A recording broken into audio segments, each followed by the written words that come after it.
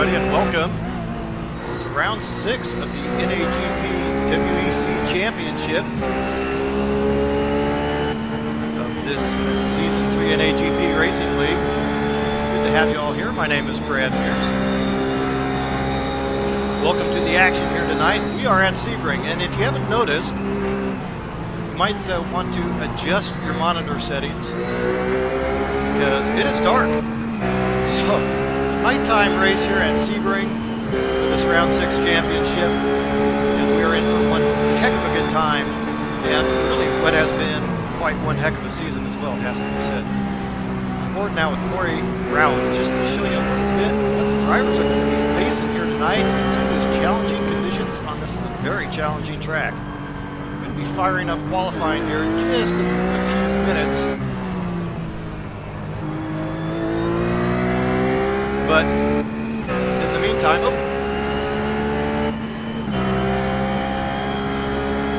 maybe qualifying now. I guess perhaps they started a little early, a couple minutes early, perhaps. But in any event, a lot of news and notes to get to you. First of all, our primary broadcast lead anchor, I guess you could say, Al Miramont, is unavailable, out on assignment, as it were. And so unfortunately, we're going to have just yours truly controlling all the pictures here tonight, or at least trying to. So that may make things a little bit difficult in trying to cover this, and particularly in the dark. Not necessarily all the best views in the world around here at night in the dark to get you all of the best action that we can, but we certainly do the best that we have available to us to bring you as much of the close racing as we can. Now, been an interesting championship season thus far through 5 rounds of this championship. Of course, we're running a total of 9. And I'm going to get you on into the camera. Again, trying to control all of the action here myself. Always a little challenging. But in any event, very interesting championship shaping up now. What was an extremely close fight for the second position in the overall standings really has gained quite a bit of clarity here recently. So we had quite a fight going on between the likes of Chris Miller, Alfonso Rodriguez, Paul Darling, Corey Rowan, and Roberto Lacroix. But again, it is now Chris Miller separated himself a little bit for that second place in the championship. And why are we talking about second place? Well, we're talking about second place because first place right now is in an absolute stranglehold by Wyatt Gooden. So Wyatt Gooden has completed just about every race distance here in the lead with the exception of one event. So Wyatt Gooden has separated himself a little bit. So as we do talk about these points a little bit, it's also worth noting, and we'll get you caught up on the qualifying times here momentarily, but let's let those times roll in just a little bit before we see who's running exactly where. But those points shaping up, yes, as followed. So Wyatt Gooden has really, like mentioned, put a stranglehold on that championship thus far. So out front to the tune of 34 points. Now, it should be noted, though, these drivers do get the opportunity to drop their worst result over the course of this season. They can drop one race result. The nature of the points actually will lend itself to some of these drivers being relatively close in points should one of their competitors in points fall out of an event and take no points home. So, not necessarily done this championship by Wyatt Gooden. Still definitely rounds to put in and good drives to complete if he wants to hold on for that title. But the chasers are still there and still very much mathematically alive. There are very few people actually completely out of this championship. So plenty of things to talk about in terms of that.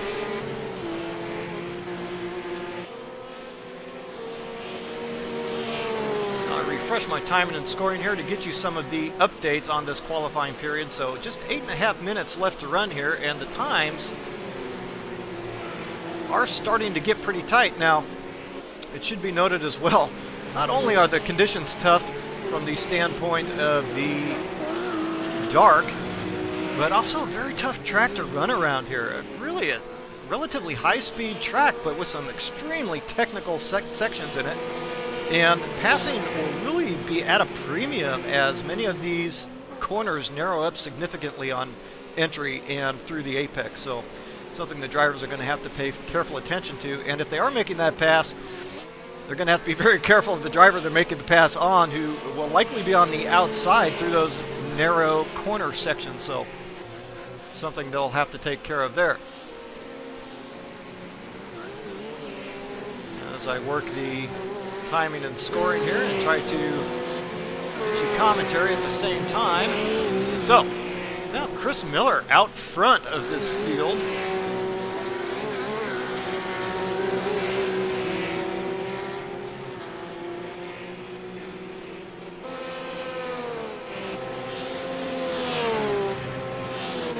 Check that 1 second, please.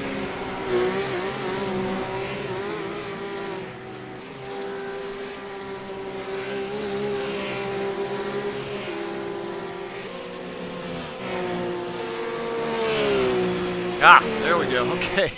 Now we have it figured out. Joshua Chin actually has turned in the fastest time here in qualifying so far. So turning in a lap of a 1 minute 58.7. Now, pretty good lap. It has to be said, however, that Chris Miller follows right behind there with a 158.7. So let me try to bring up some other stuff here. I'm trying to control all this crap on my own.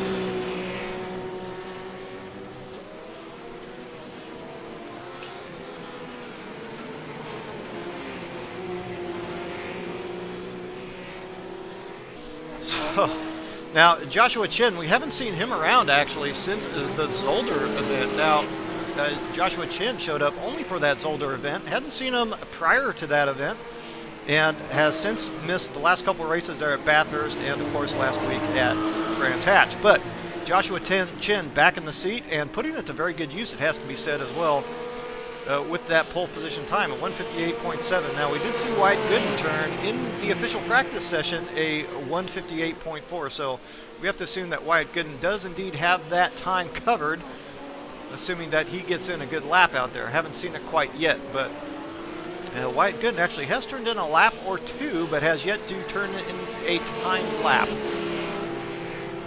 So we will keep apprised of that information. Now, should also be said, the grid looking a little light tonight relative to rounds past. So 24 drivers out there, check that, 25 drivers. But a little light relative to some of the field sizes we have seen in the past. Holding pretty steady at an average around 30. So a little light turnout tonight. I can't imagine why, actually. What a challenge this Sebring event is going to be tonight. With the darkness all around and this very technical circuit. You saw somebody go off there, and that was a common theme in practice as well. Quite a few guys not quite finding the correct apex line around some of these corners and throwing it off track. Hopefully you won't see too much of that during the race, but as we know, this RUF WEC car relatively difficult to negotiate even in the best of circumstances. So add in some of the bumps and darkness around this tough technical Sebring circuit, and well, that could lead to some problems. So taking another look at the times rolling in now, Wyatt Gooden indeed has gone to the top of the timesheets now, eclipsing that Joshua Chin time only by about 0.2 of a second. Wyatt Gooden off track and back in the pits at the moment, perhaps making some last minute adjustments. As Joshua Chin now throws it off, I believe that is through the turn 4 complex. So a little tough even on this broadcaster given the nighttime conditions. But it is Wyatt Gooden out front now. Should also be said, Corey Rowan now turning in that is continuing to hold down that third best time over Chris Miller. So a couple 58.7s, excuse me, for those positions 3 and 4, but still well within striking distance of that top time of Wyatt Gooden.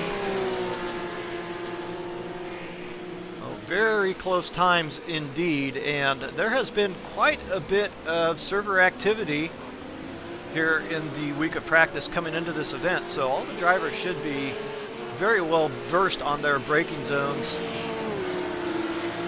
in the dark around here. Now, this track is not very well lit. Pretty much the light you get are from the headlights on the front end of the car, so you sure don't want to lose. Whoa, as Joshua Chin pulling the old bicycle Coming off of the, well, I'm not sure what corner that is, but leading onto the back straight, quickly back out on track, and Joshua Chin will have only one more lap if he to go here to get in a time that could eclipse Wyatt Gooden there for that pole position. So he's going to have to get in a good one, his last opportunity. Make sure we don't miss Chris Miller. Chris Miller has slipped to the 4th position, as mentioned, just behind Corey Round, but those times extremely close, only 8 1/1000ths of a second off. So Chris Miller easily could jump up at least to the 3rd position over Corey Round should he put in a good lap. Now, didn't get the opportunity here as I'm trying to work multiple angles to get you through a little bit more of this order. Let's try to do so quickly.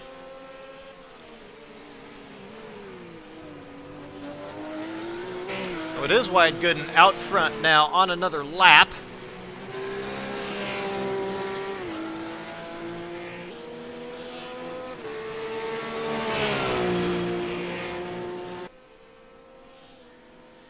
Okay.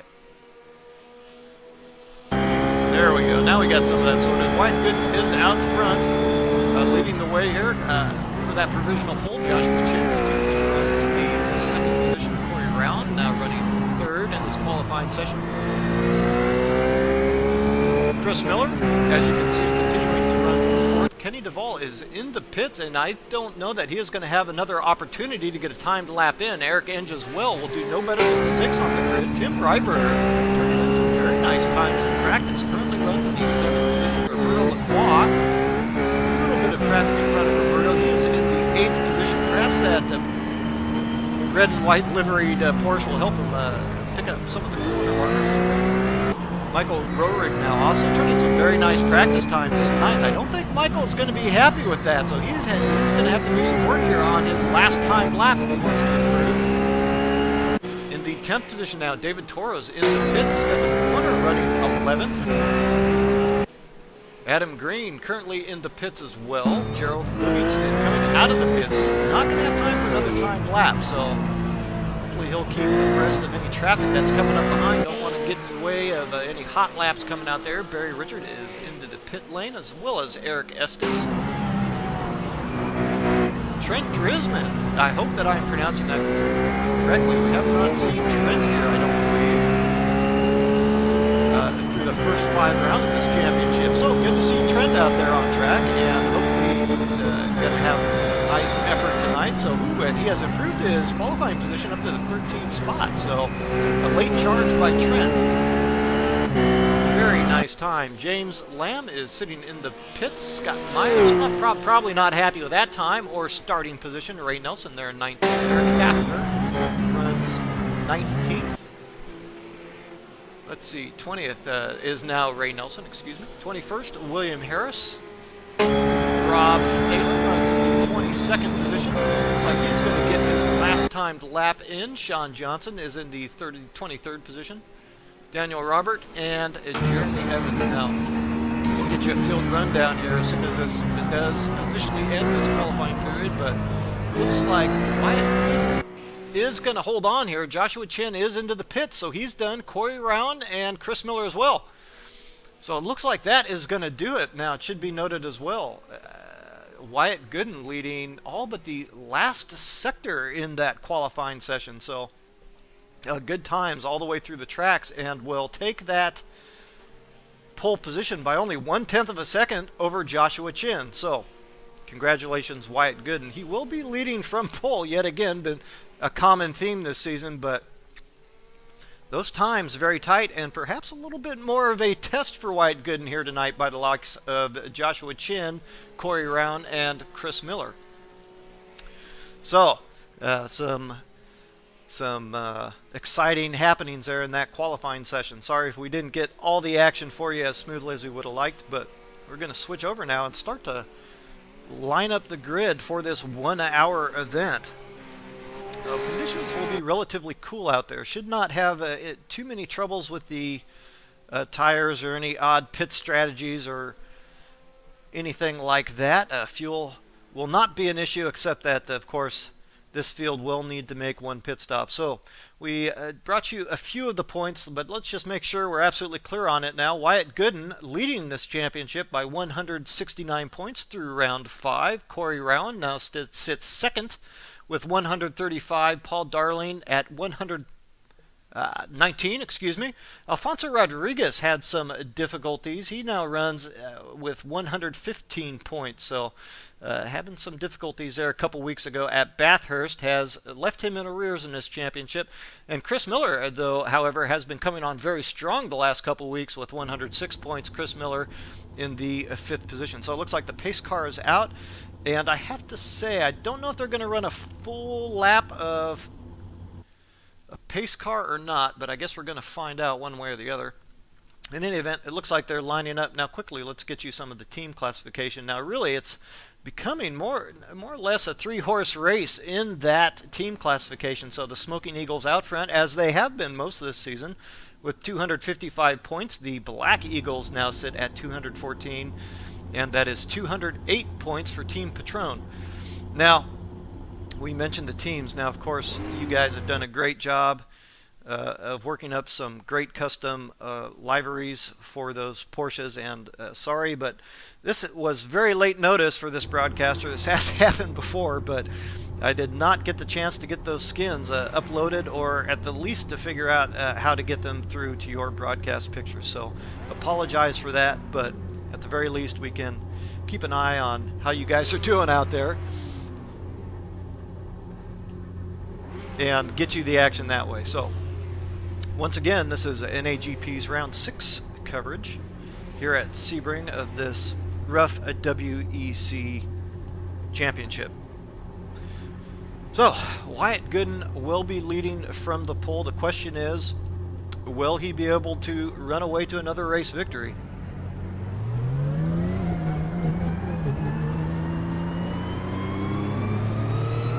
Don't believe that it is a given here. Oops. Sorry about that, as I'm trying to multitask across several media here. Don't necessarily think that that's a given here tonight.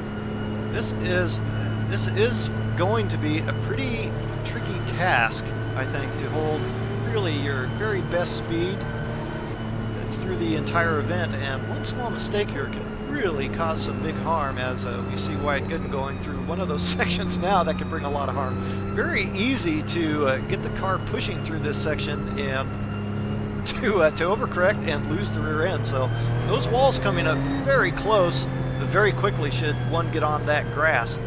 And again, the overtaking here will be relatively difficult, and having the opportunity to run a few recon laps. A little difficult to see those headlights coming behind, so hopefully these guys have the spotter turned on and will keep abreast of where that traffic is running close to them if they are in close proximity to it. So following the pace car now, we will finish off our lap here, and we will get you the running order. Just got to reset here to make sure we're updated on our drivers. Oh, and that did not work.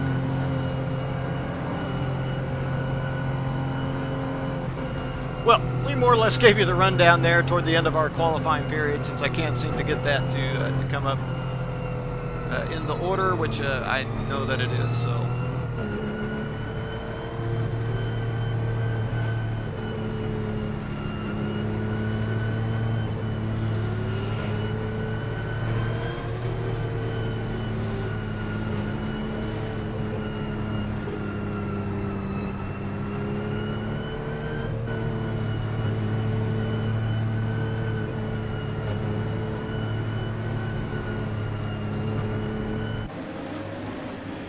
Ah, here we go.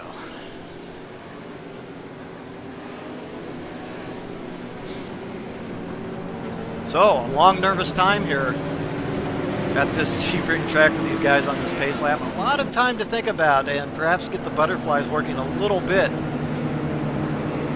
Thinking about the task ahead of these drivers over the course of the next hour. Just how does one go about advancing one's position if perhaps they don't quite have the speed? how are they going to keep it on track if they don't have the best, utmost confidence in that race car? For some of the guys toward the front, it's, well, how do I go ahead and push for that little extra speed, while at the same time preserving those tires and some of the car for the entirety of the event? So everybody with a lot of different musings, but all of it leading perhaps to a few extra butterflies as we are about to round the last corner here and get them going in anger.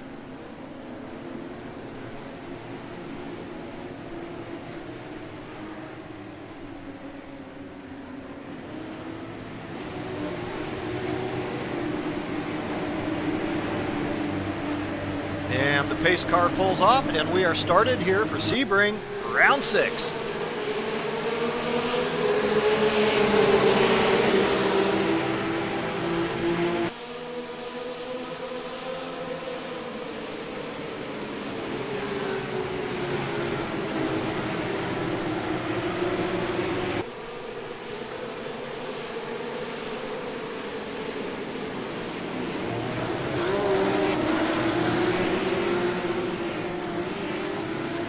So it's Wyatt Gooden now making good from that pole position, eclipsing and sneaking out in front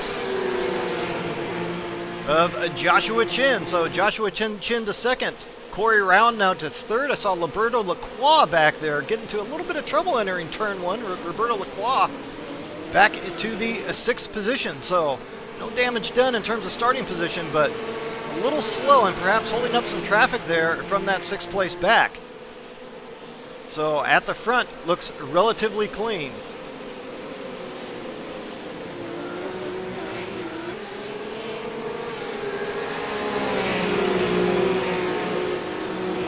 We'll get you an update as soon as they get a little bit sorted.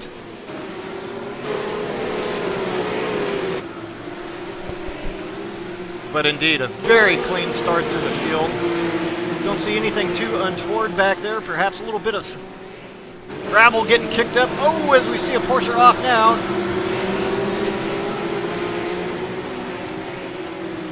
I'm taking a look through timing and scoring. We'll have to get you an update on that. Apologize.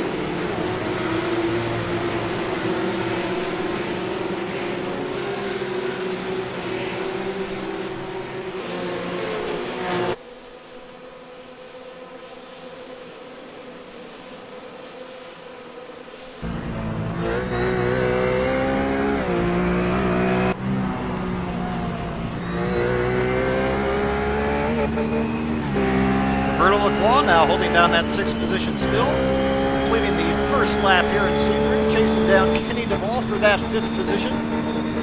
Nice start for Kenny Duvall. We didn't get the opportunity to really highlight his name as we were... Oh! Quite a bit of tire smoke up there. I believe that was Corey Round. He did hold on to the car, but I think that was a close moment for Corey. Indeed, looks like he did give up a little bit of time to Joshua Chin. Joshua Chin still hounding Wyatt Gooden up there, but Corey Round slipping a few seconds off. That is not going to help out his effort. We know what kind of speed those guys have. Chris Miller now putting on some pressure.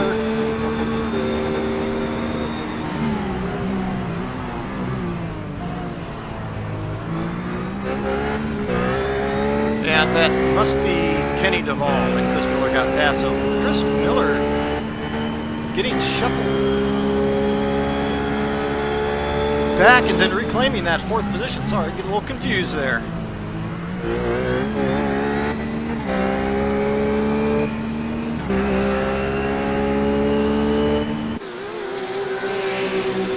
Now, why does it switch to Wyatt Gooden when I'm still on Chris Miller? Jesus.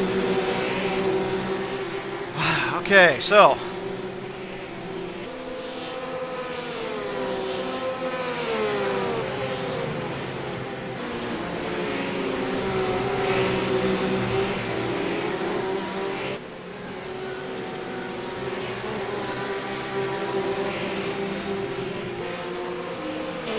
okay, now we got the other timing and scoring working. Okay, so still a very close pace, relatively close pace. Perhaps now Wyatt Gooden and Joshua Chin making a little bit of a gap there on Corey Round, but otherwise these guys settling into a very nice pace and running relatively close. Now just 2 laps complete, but already it feels to this broadcaster as though It's been a little longer than that. So a little bit of separation now. These guys should not worry so much about this separation. Oh! It looks like we have had a couple guys already out.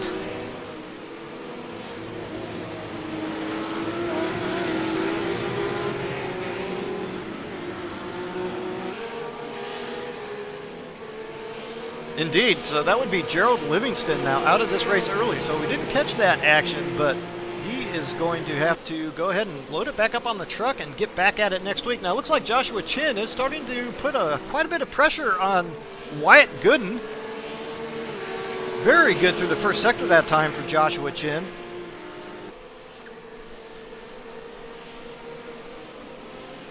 And some intense action early. Don't know that Joshua is... Perhaps if he has a lot of speed, will pressure Wyatt early here, but otherwise now, just a couple laps into this event, maybe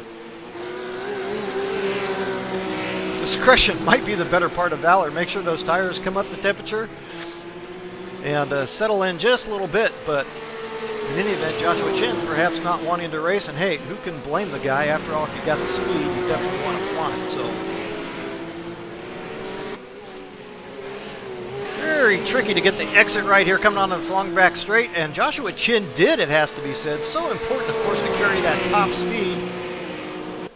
Coming into the final corner as we have a Porsche off in the back, and that was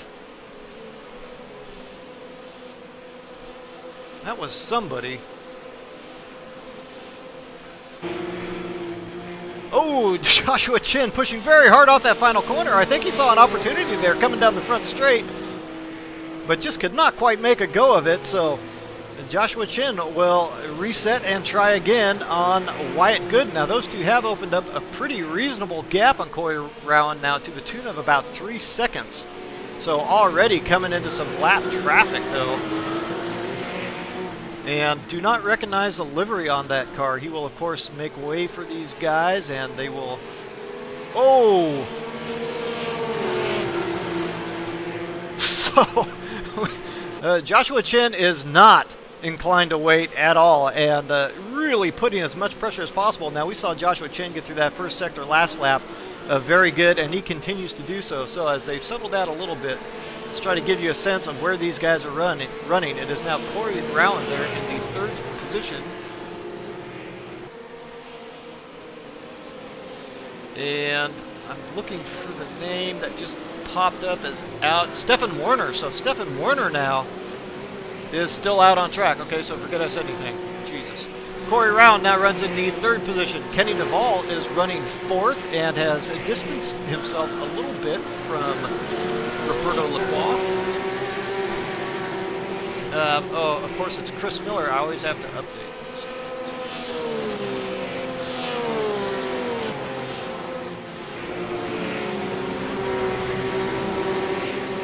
Okay, let's try this again. Corey Rowan now runs 3rd.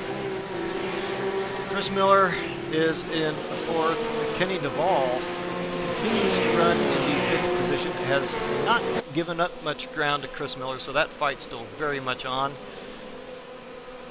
Roberto Lacroix now runs only 1.3 seconds back of that Kenny Duvall Porsche. And Eric Inge running very close as well to Roberto Lacroix. In fact, I think coming off the final corner, should he hold it together, will close down a big gap. Don't know that he's going to have enough to really challenge here going into turn 1, but he is going to have a look.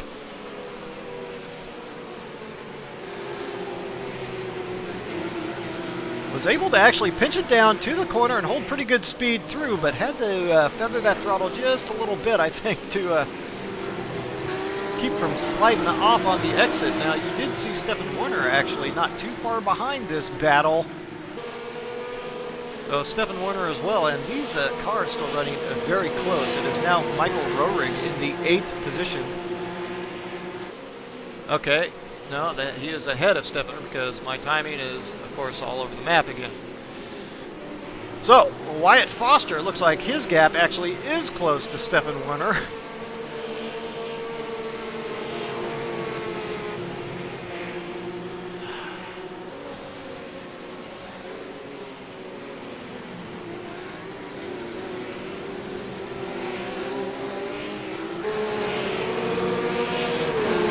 So, what I'm going to do is, so I actually know where people are at, or just refresh it until it actually shows up as correct. So, that's what I'm going to do.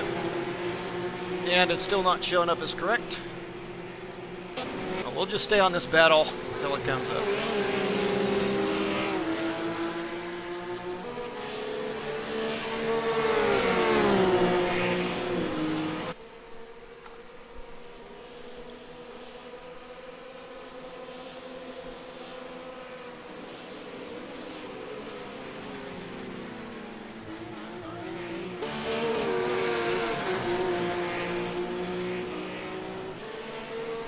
Okay.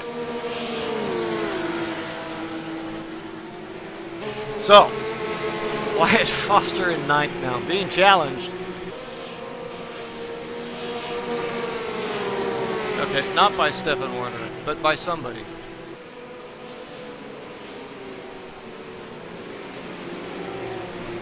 Alright, moving on. David Toro runs 11th, so nice run for David Toro there in 11th. Adam Green actually has picked up quite a few positions. So Adam Green to the 12th position.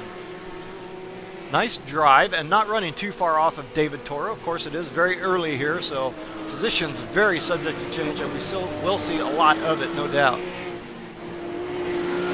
Eric Enge, and I can only assume that he is being followed very closely now by Barry Richard. Indeed he is.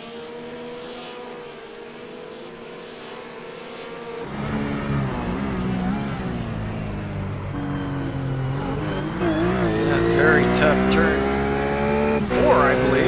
First gear corner for these guys.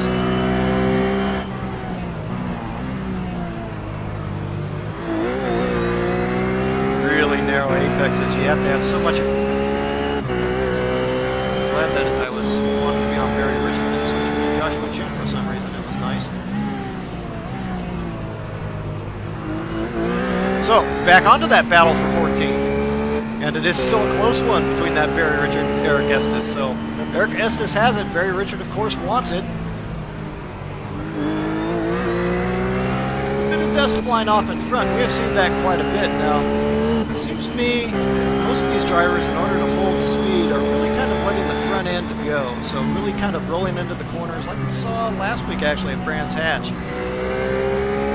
Really trying to just carry a lot of momentum through the corner. The rear end kind of float out as opposed to trying to get on the throttle early and go ahead and pick up that throttle after that exit has been completed. So our drivers just taking it a little too far, carrying a little bit too much speed off. Barry Richard fighting hard into the final corner now, trying to stabilize the rear over the bumps and get a good drive coming off. I think it yielded him a little bit of time coming down the straight, but just not going to be enough for him.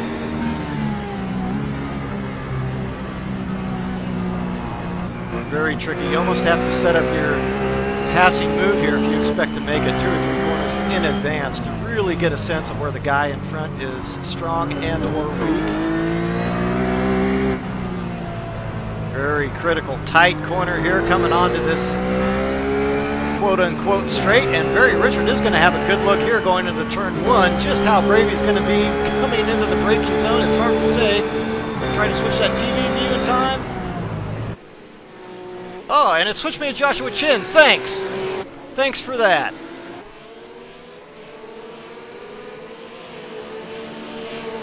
So it is Barry Richard through to that 13th position now over Eric Estes. So nice pass. Apologize, we didn't get you those pictures. We did switch to Joshua Chin. We saw that he was still running second, so we know where he's at. But let's get you caught up here. James Lamb also now involved in that fight.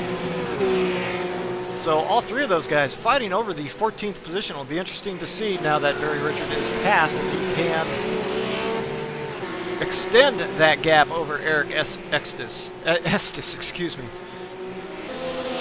So does Scott Myers now in the 15th position, and 16th is well ahead of him now for some reason on time and score. But we know that to be James Lamb. So those drivers actually all coming very close together now, all within stone's throw anyway of each other. So a 14th, all the way up to 13th actually, still relatively up for grabs, it has to be said. William Harris coming down the back straight. Is he slow? Perhaps he's letting some lap traffic past. He is indeed. I don't think that. It may be Wyatt Gooden. We're going to check back on that here momentarily. Oh, okay. It's Ray Nelson in 18th. Sorry. William Harris there in 19th.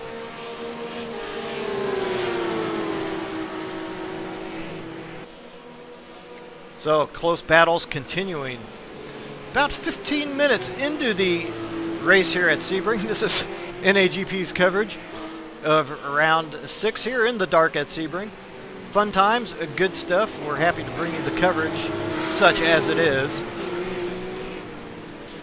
So, expect some of these guys. The majority of the field tends to stop around the halfway mark. So, actually not already starting to think about those pit stops coming up, but still more than likely focused on that position in front and figuring out how best to go about grabbing it. So we checked on some of those guys. Rob Thaler's running in the 20th position, and if I'm seeing things right on my screen, it looks like Eric Hafner runs just behind. So another close battle there for the 20th position.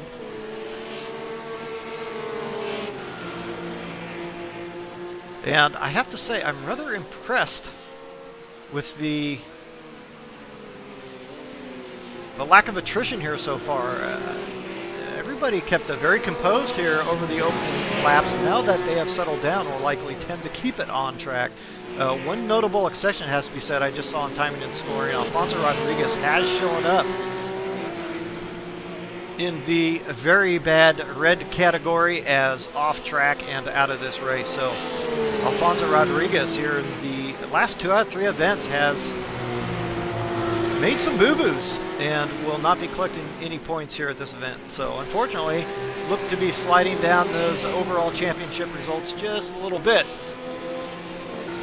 Tim Reiberger now running relatively on his own in 22nd place. You can still see that battle for 20th up there in the distance with those headlights shining. Sean Johnson in the 23rd position now. So if memory serves, he did qualify somewhere toward the back, so don't think it was a lot of positions lost for Sean Johnson, but has picked up 1 or 2 perhaps through attrition. Jeremy Evans not shown on track, so into the pits or out of the event, along with Trent Drismid. I think that Trent actually is out as well, so yes, Trent out of this event. So tough break for him. That did seem to be his first event here this season, and Gerald Livingston as well. Into the pits for repairs or out, not sure. But make sure we keep you apprised of what's been going on as we've been trying to get a sense of who else is running where. And Joshua Chin now continues to run in that 2nd place from Wyatt Gooden, but has slipped off just a little bit. That gap showing at 1/2 of a second, but on my monitor, it looks like it's yo-yoing out to perhaps as much as 1 second. The battle, looking back, really is on as Chris Miller now has gotten past Corey Rowan for the 3rd spot. So these guys, no stranger to each other. They have been running around each other on track through nearly every single event this season. Should be well practiced in driving around each other, and that familiarity really important here when you're running close in this traffic to know who exactly you can give that perhaps just a little bit of bumper to, and who you might want to stay just completely clear from. But those guys putting on a great show as always, and I don't think that fight is over just yet. Now, it should be said, of the contests they've had, Chris Miller has generally come out on top.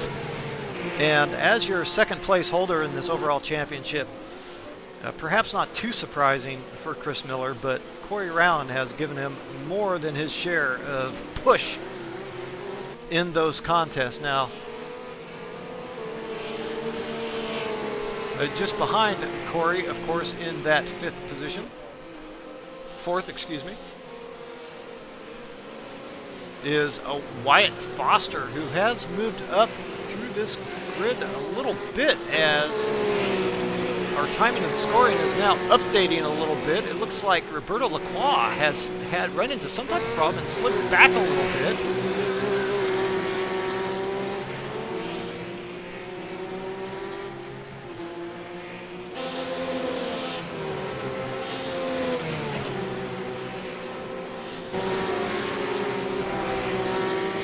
Ah, there we go. Updated first try.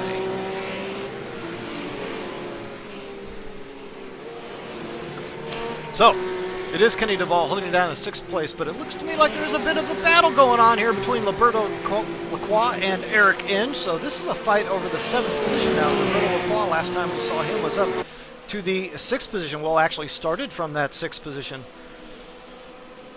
So it came to some type of misfortune out there. Now finds himself in 8th, but pushing very hard. And I think that it has to be said, Roberto Lacroix showing a little bit better pace at this stage of the race than Eric Inge, but that doesn't much matter when the guy is out front. So much easier to hold on to that, particularly out on this track. But Roberto Lacroix is going to give it a go, give it a look. Eric Inge, I don't think, decided he wanted to go side by side through that turn 1. And gave a little bit of ground there to Roberto. So it is Roberto Lacroix through to the 7th position. Eric Inge will have to regroup now and try to get that position back. But it is a 4-way fight now.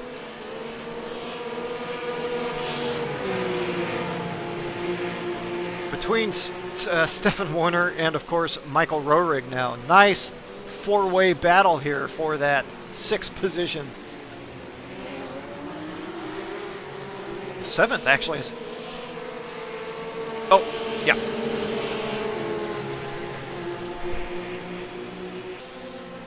So, given how my timing and scoring kind of screwed up there, I have to assume that Roberto Lacroix actually threw it off track sometime right before we got to him to view that. So that was a pretty recent occurrence, I think, and quickly back through. But giving up quite a bit of time to Kenny Duvall now, Roberto Lacroix, and of course he still has Eric Inge behind, so he'll definitely want to start to pull a gap on Eric. But the battle now is for that 9th position, Rohrig. Desperate to get past Warner now. Warner has not shown up consistently in the results so far this season.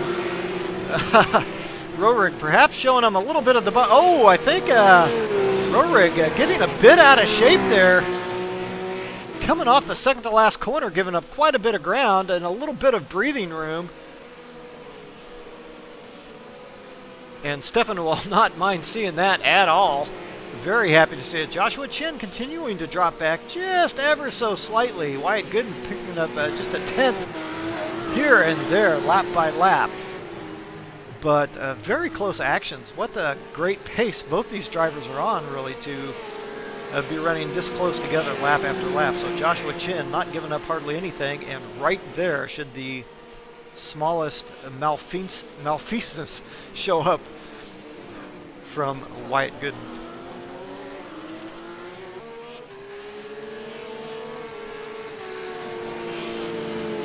Okay, so temporarily looks like the timing and scoring is sorted. Always good to see. We want to make sure we keep abreast on some of these battles that are going on here. It looks like actually now Wyatt Foster is through to that 3rd position over Chris Miller. So Wyatt Foster continues to gain ground through this field. We see him 6th and then 5th and 4th. Now he's running up in the 3rd position. I mean, it makes sense. Now that he's running 3rd, he would have come through all those positions, of course. But I have to say, a rather surprising drive by Wyatt Foster. Another driver we have not seen too much of this season, but we're sure taking note of him now as he is just rocketing it out to a gap.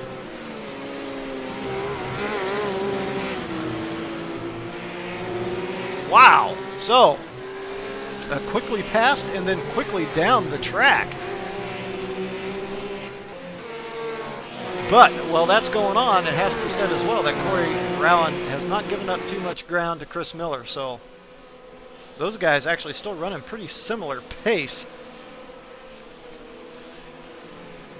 Ooh, and perhaps now even Chris Miller a little flustered maybe by that pass. A little loss of concentration in that very short-lived battle with Wyatt Foster.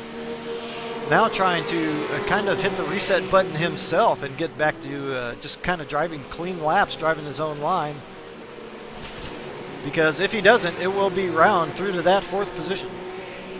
I wanted to check back because I believe that is Kenny Duvall not too far behind, and indeed it is. So now Kenny Duvall just a couple seconds off of that battle for 4th place.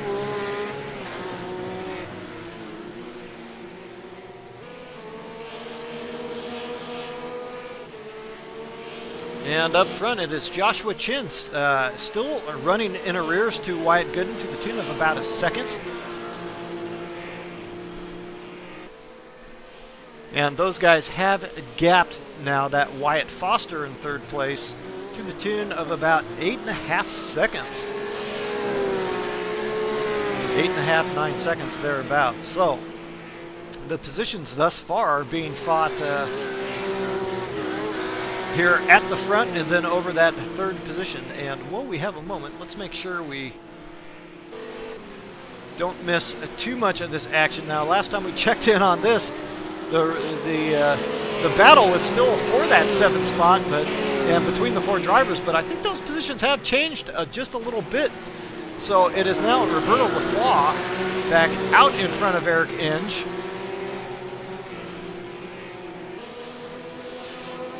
And Eric Enge putting that pressure on again. Now, these 2 drivers as well have fought each other tooth and nail through many rounds of this. Oh, and it is Eric Enge looking on the inside, coming onto the back straight.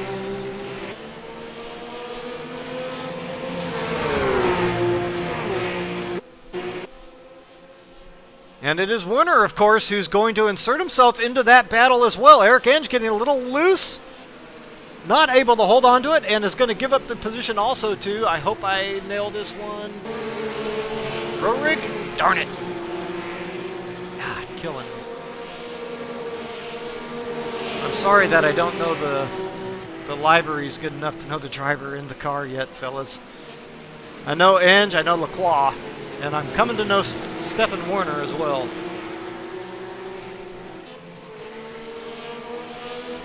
Well, that would be Rorig, of course. So an incredible battle going on between these guys. Look, you know who the cars is, who the cars. All I need to do is stay on the action, hopefully. Oh, as it is a mistake. Oh, and Eric Enge just put it off coming through that first complex. So Eric Enge will get it gathered up and get going again, but is David Toro now not too far behind is going to have a run at him. And a costly, costly mistake for Eric Enge. So that 4-way battle now has become a 3-way battle for the 7th position. And it doesn't look like this is going to cool down anytime soon. These guys have been fighting this so far for the entire race length. Been about 1/2 hour now.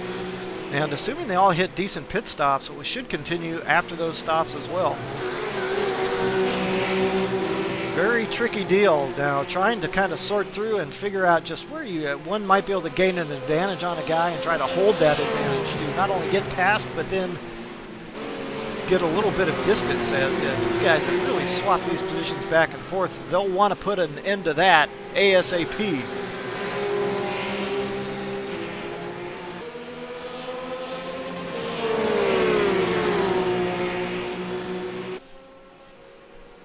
Michael Rorig now, nice speed coming down the back stretch.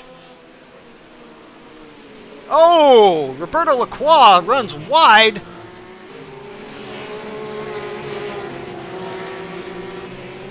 So it is Rorig through and Stephen Werner as well, who quickly dives into the pits. So Stefan Werner, first to act of those 3.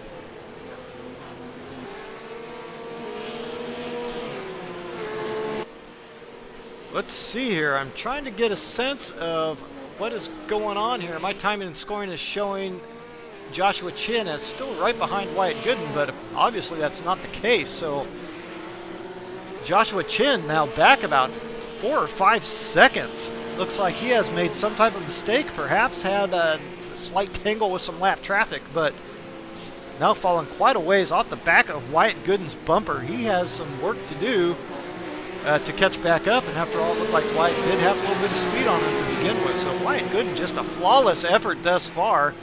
Despite the pressure being put on that, Joshua Chin has not only survived it, but thrived now to that 4-second gap. I want to check back in quickly to Wyatt Foster. Now Wyatt Foster, Wyatt Foster has gotten past. Wow! This is some incredible speed, unless those guys have both pitted, which is a possibility.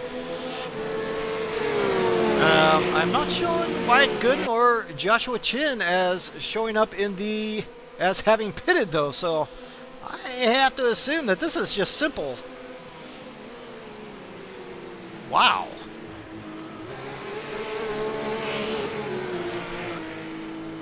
Okay, well that was not Wyatt Gooden, that was lap traffic in front, so forget I said anything, all that, and trying to go through my liveries. Now, that livery on that car looks very close to the one I was watching, right? Oh no, that had blue stripes. Apologize there, fellas. Well, there is some blue on the car, okay. Alright. In any event, it is still Wyatt Foster through Joshua Chin, so Joshua Chin making some type of mistake, and now we're all sorted on that front. Still, and all, incredible speed now by Wyatt Foster. He is one of the guys, talked about a little bit there toward the top, that not only has a good speed, but will be able to push that speed and keep it on track at the same time. So all very important. You know, you need all three of those things if you expect to finish toward the top of one of these very tough events. Very deep, tough fields here for this NAGP RUF Championship.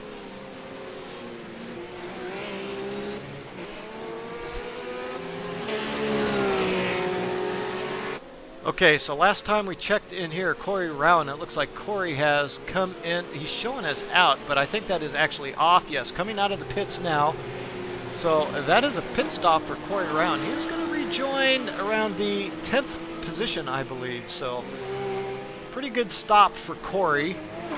And we'll see once these stops do end up cycling through just where everybody is at. Now, of course, he was in a very close fight with Chris Miller. Chris Miller continues to circulate out there on track, but well off of third place Joshua Chin at the moment to the tune of about 7 seconds. So Chris Miller, good speed, just not quite as good speed as Joshua Chin.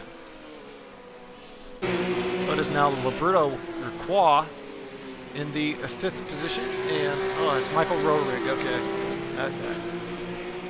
I was going to say somebody else, but getting my liveries nailed down here a little bit.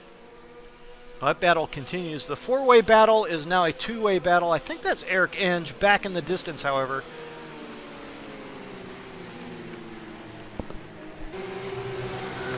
Always a bonus when you can at least see the drivers up in front, and it is now Rohrig and Lacroix electing to take those stops. Again, now just past the halfway mark. And indeed, Eric Enge will go through to run another lap.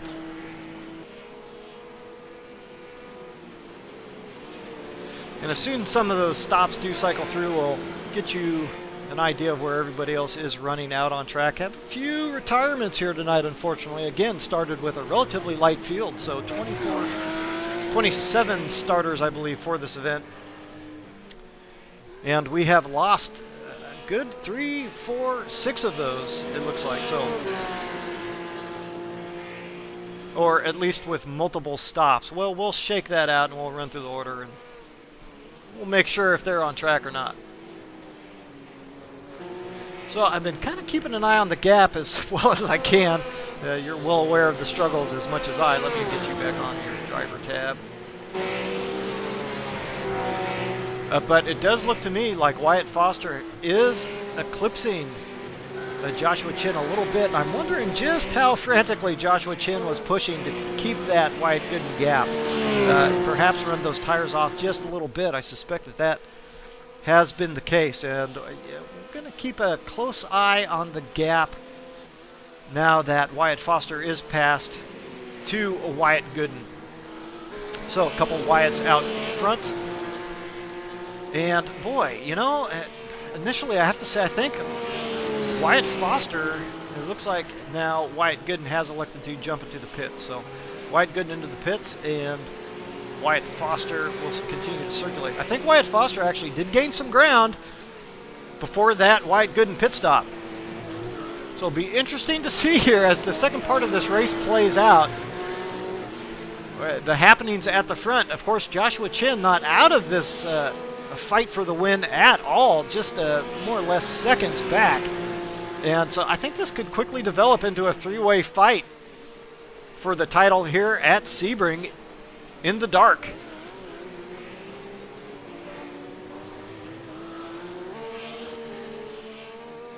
really appreciate all of you being patient with me, trying to work not only the cameras, well, I haven't been working many of the cameras, have I, but also with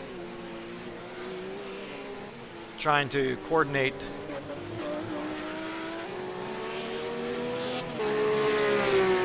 the overlay and all the other timing and scoring by myself here. So a bit more of a challenge, but we'll do the best that we can. Thank you so much for your patience. And again, once those pit stops cycle through a little bit further, we'll have a little bit more clarification on where everybody's running. We do know currently that Eric Estes is running in the 5th position. However, Eric Estes has not yet come in for his pit stop. So, he, among Wyatt Foster, Joshua Chin, Chris Miller, and Barry Richard, running in the 5th position, all have yet to make their stops.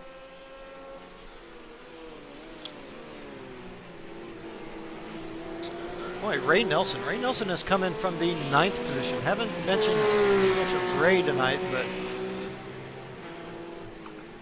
if he's pitting now from the 9th position, then he should be running in pretty good order. Now, wait a minute. I saw Wyatt Gooden as out, but I think Wyatt Gooden might be out. Okay, I'm not going to pull the trigger just yet.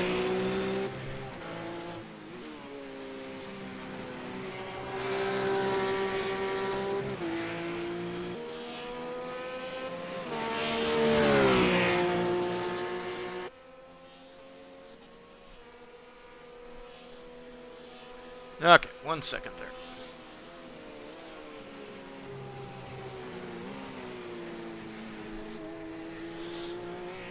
Yeah, looks like Wyatt Gooden is off track for some reason or another. I don't believe that that is a scheduled pit stop. He's been in there way too long in any event, so I think Wyatt Gooden has come to some bad end out there.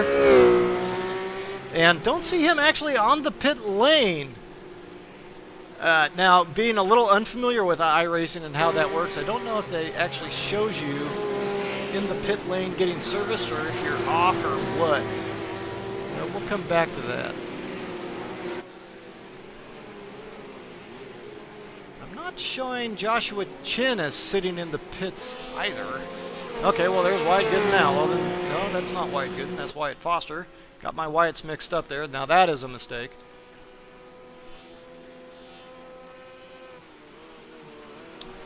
Wow. Oh, it looks like Wyatt Gooden has gone out of this event.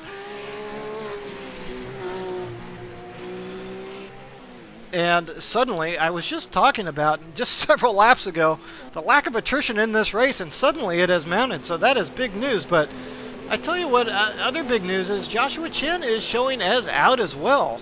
And my timing and scoring has yet to update with him showing as continuing to be on track. So I keep waiting for updated information on him, but I still am not seeing it. So I suspect perhaps Joshua Chin is out of this race also.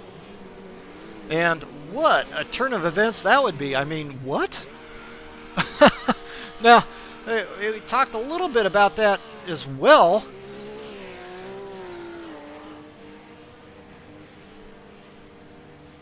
So Wyatt Foster has completed his pit stop, and he is going to rejoin the race well and truly out in front.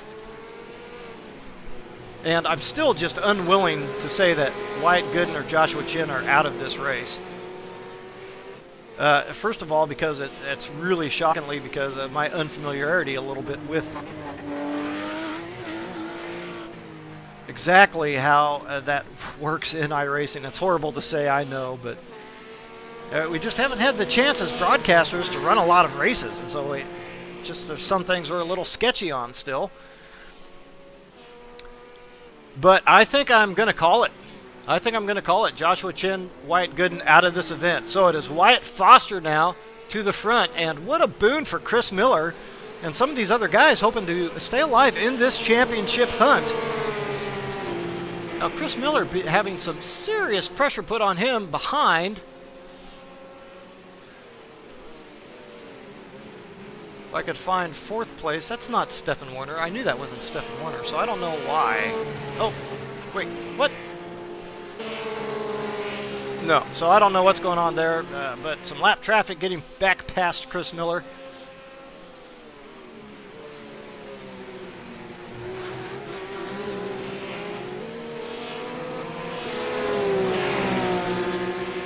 And once again, I'm just going to go ahead and reset here. I'll try to find some battle that's relatively close out there. Actually, the gap's have opened up pretty decently. Eric Estes running into the 12th position. Okay.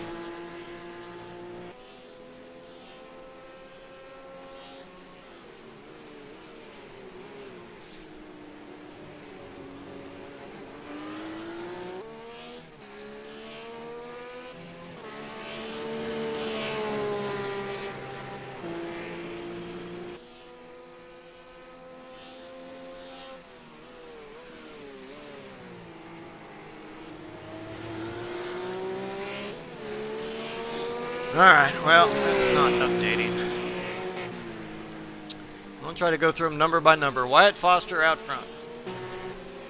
Kenny Duvall now runs 2nd. Interesting, and it looks like that is Chris Miller behind now.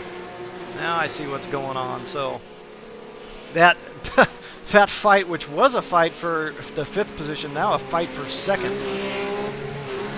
Pretty unbelievable. A couple of the guys have gone out in front, but hey, you know what? These guys are still on track and racing, so they're the ones getting the job done out there.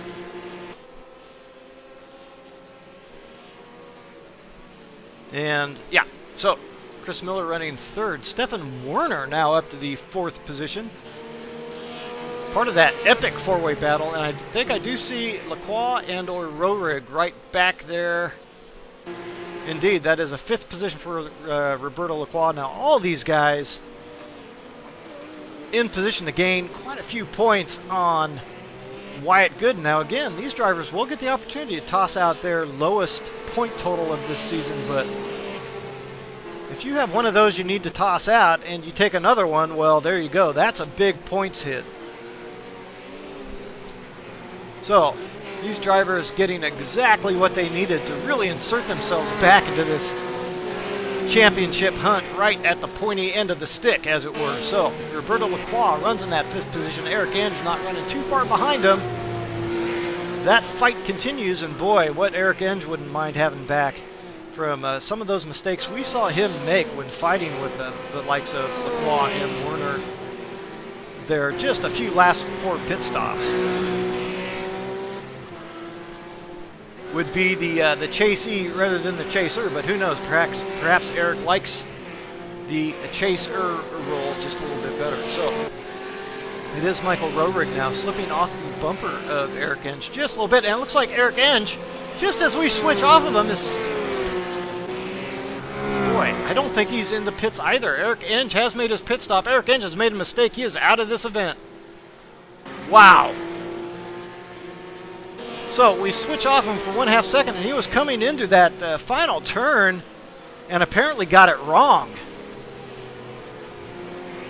So Eric Enge now out of this race, and boy, it looks like we have some 17 runners left in this race. So nearly half this field gone with 45 minutes left to run. Staggering turn of events. Very shocking to see. No, that's Eric Enge right there in that car. So why does it show him? Why did it show him as off? Okay, all right, whatever. Scratch all that. See, that's why I didn't pull the trigger on Gooden and Joshua for like 6 laps. Serves me right. Okay, to continue, Rohrig now in 7th. And if I'm not mistaken, that is Scott Myers running in the 8th position. Scott Myers, one hell of a run up through the field so far. And he is shown as having made a stop. Ooh, I see Corey Rowden. We'll get down to him. Looks like he has made 2 stops. But anyway, Scott Myers now running in the 8th position. So what a move up for Scott. And the attrition playing a role in that. But you don't get up to 8th place, even with attrition, by running poor lap times. So Scott Myers is getting it done out there on track. Don't know what happened during that qualifying period, but obviously much better pace for Scott Myers than he showed in that session. It is 9th place David Toro now. David Toro's also made a nice move up the field. He was showing in this position, or even a position or two further than that, I believe, but in any event, it's been a very nice drive for David.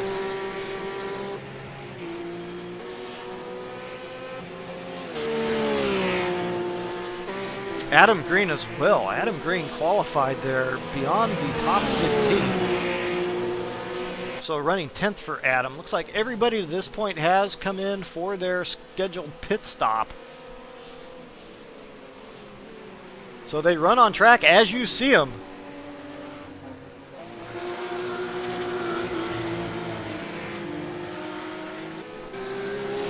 Barry Richard now in the 11th spot, and yeah, I think that is Eric Estes. No, it's not. My livery's confused.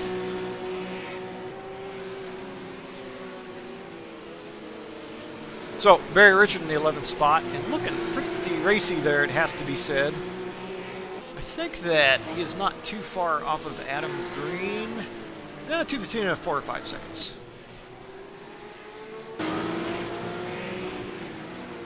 And checking back now with that 12th place, Eric Estes running pretty much alone at the moment, it has to be said, so some 15 seconds back of 11th and out front by quite a few seconds to Corey Rowan. Now, don't know what happened there, but we'll find him. There he is. So 13th position for Corey Rowan. Of course, we saw him up there fighting for those very top spots, running 3rd place toward the beginning of this event. Not doing so now. It looked actually like he was very loose there coming through that hairpin section. So showing up as 2 stops, and you have to assume that that was a pit stop, second pit stop for some damage. So Corey, not the best event, but still out there and running and fighting, so which is important too. So plenty of points still up on offer here, particularly with the rate of attrition that we've seen. Corey Rowan, as mentioned, running 3rd in this overall Drivers' Championship. So Corey not wanting to give up any points he doesn't have to. It is now Daniel Robert in the 14th position, also running alone by himself. The gaps have opened up here, and a few drivers not on laps by themselves, but certainly on laps not populated by a lot of drivers. So Rob Thaler now runs in the 15th position. It looks like that is Wyatt Foster coming up to put a lap on him.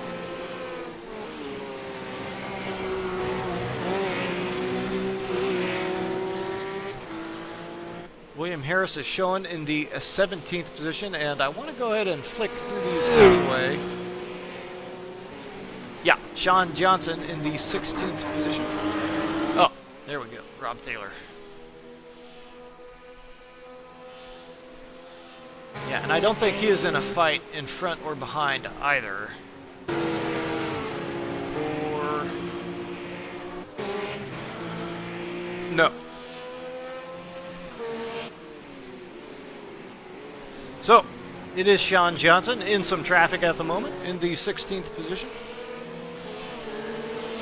Sean Johnston just has not moved up to the field like some of these other drivers have with this rate of attrition. He's picked up a few spots.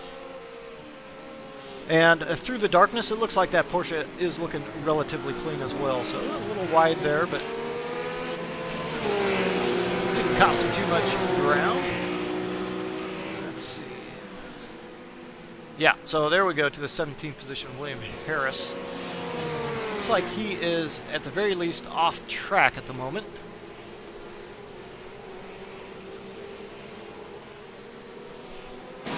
And we'll go ahead and filter through these. James Lamb showing in the 19th position. So a few laps off. We'll likely pick up a few spots here with some of the traffic that is off track also and has gone out. So a few laps to make up for James Lamb, but he will pick up a few positions as a result.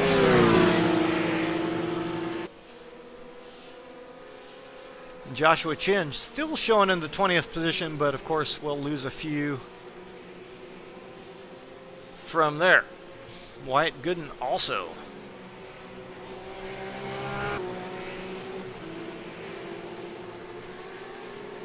Tim Ryberger actually was showing some very nice practice times. Tim Ryberger unfortunately just did not have the best of luck here in the race, so is off track.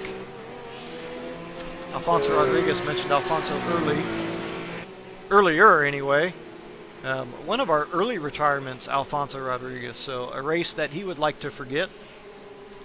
Jeremy Evans, looks like he will do no better than 25th tonight. Gerald Livingston, also an early retirement, as well as Trent. Sorry, Trent, but I don't want to take too bad a stab at the last name. So you get first name honors here. So checking at timing and scoring now, it looks like there is one heck of a close battle. Now, we did see this going on last time, this battle, but it was actually Kenny Duvall in second and Chris Miller in third, so those positions have swapped now, and Kenny Duvall is now the chaser.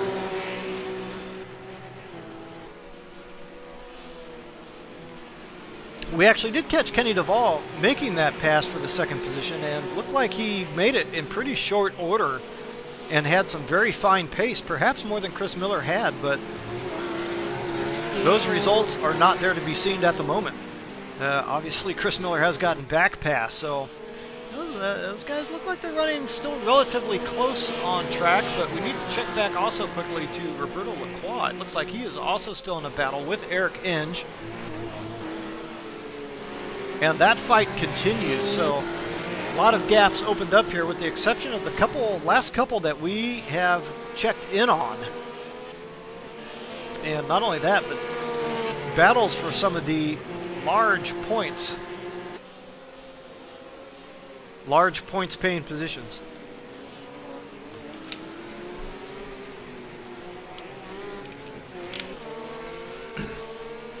We'll check back on that battle momentarily, but let's go ahead and get Wyatt Foster a little bit of face time as he is working through some lap traffic coming down the back straight.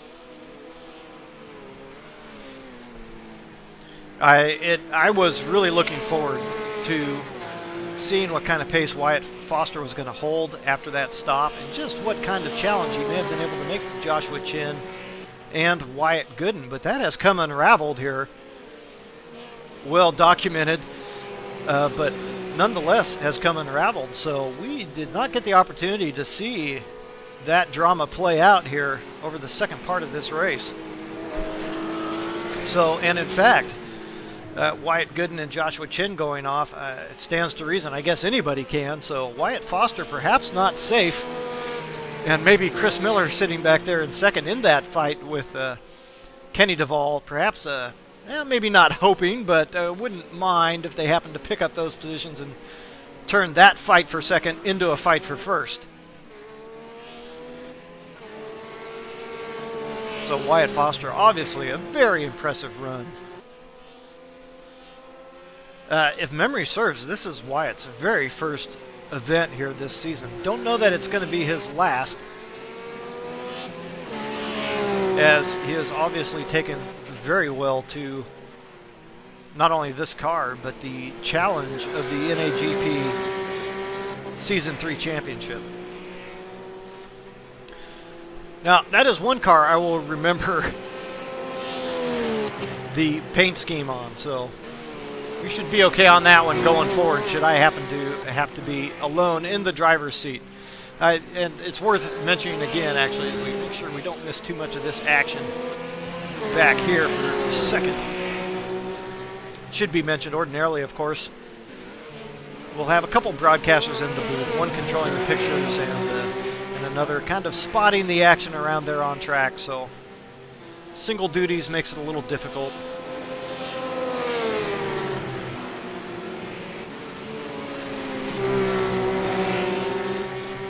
But by and large, this is for you guys involved in this championship, and frankly, you deserve it.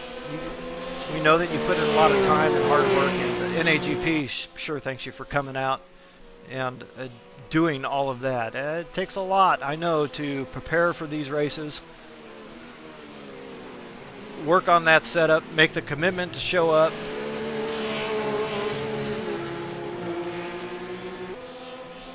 And I can speak for Al Merriman, I know, when I say that he thanks you very much for putting in that effort and getting out on track. And yeah, as a result of all that hard work, hey, we get to come out and then we get to race each other, right? So it's like a double bonus. Boy, very close fight here now coming through that first sector complex. You have to excuse me if I don't know the names of my corners around this Sebring circuit. No, they'll be pretty good on some circuits. This is just not one of my strongest. Have to say, very impressed with this iRacing track, however, and its rendition. Very challenging place to navigate around, particularly at speed and pushing for best speed. Now we'll check quickly. Now, I'm actually seeing Scott Myers holding very good pace relative to 7th place Michael Roehrig. Really not giving up any ground at all, Scott Myers to Roehrig. So I have to say, what an impressive run for Scott Myers. In fact, his pace, I would say, has been upping over the course of the event as it gets deeper and deeper. So I don't know if Scott perhaps got tons and tons of practice. Perhaps as he's driving the track more and more, he's learning its nuances even more. Perhaps the car's coming to him relative to the cars around him. But in any event, whatever it is, it's working. So a strong 8th place run. Now, this is not a true endurance event. It is technically endurance race there at the 1 hour mark. At least I'm going to call it such. But it's a 1 hour. It's not a sprint, okay, but it's not an hour and a half, 2 hour race, something like this. But the feel of this race has really kind of turned into an endurance event. It has to be said.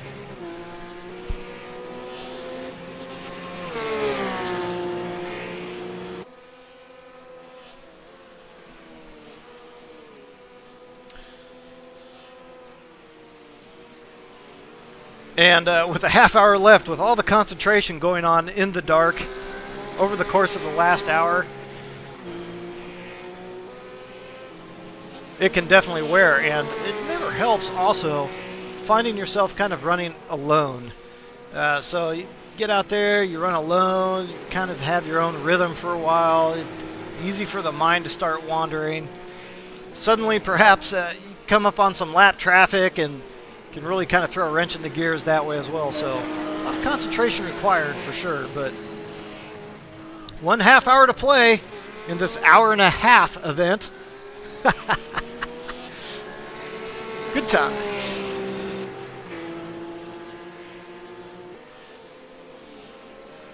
Whoa! Refresh the standings, and there they are. Popped right up, all in a row, 1 through 27. Wow. That's rare. But as a result, it's very easy for me to see Kenny Duvall running in that 4th place. Still not too far off of Chris Miller, but has slipped back a bit. So definitely not within his headlight beams, Chris Miller anymore for Kenny Duvall. It is now Eric Enge, however, who has tightened up his battle with Roberto Lacroix.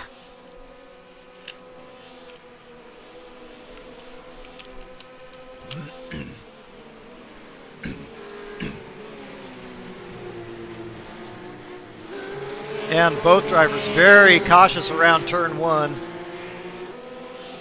Lacroix not taking any chances, trying to pinch off Eric Enge or do anything untoward there, making sure both those guys get through clean and safe. So, and as a result, you could see by their positions, by doing that, they have driven up through this field very nicely. So These guys know exactly what's at stake here, and I suspect they've put in their share of longer races. So Eric Enge does get the job done, goes through the 5th, and I would say perhaps Lacroix was holding him up a little bit as he was behind Lacroix for all those laps, but I don't think that can really be said with the kind of time these guys have spent in each other's headlight beams here tonight.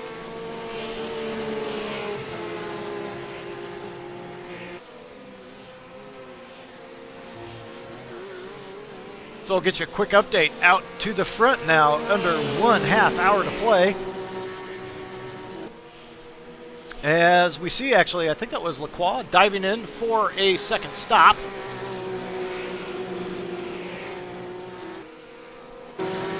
Nope.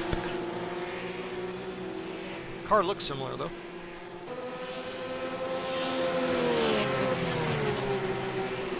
So it is Wyatt Foster now out front to the tune of 35 seconds over Chris Miller. Kenny Duvall runs another 13 seconds behind Chris Miller in 3rd place. Stefan Werner now, I haven't been keeping a close eye on that gap, but Stefan Werner finds himself about 7 seconds back of Kenny Duvall, so it'll bear watching as Roberto Lacroix now has fought back. These guys can just not find that pace on each other to make not only a pass stick, but to gain a little bit of breathing room. And perhaps at this point, they're just happy to run around each other, give themselves something to do, and to kind of keep their driving wits sharp.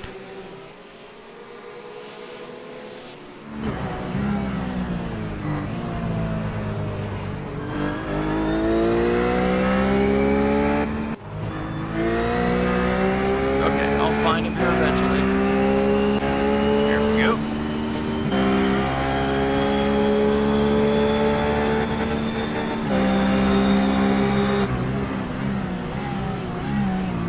Ooh. Had to check up a little more aggressively, I think, there for Roberto Lacroix than he wanted to.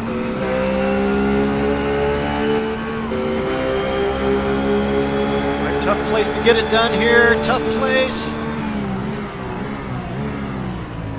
Eric Enge giving a lot of room, not quite side by side. Roberto Lacroix will get it done.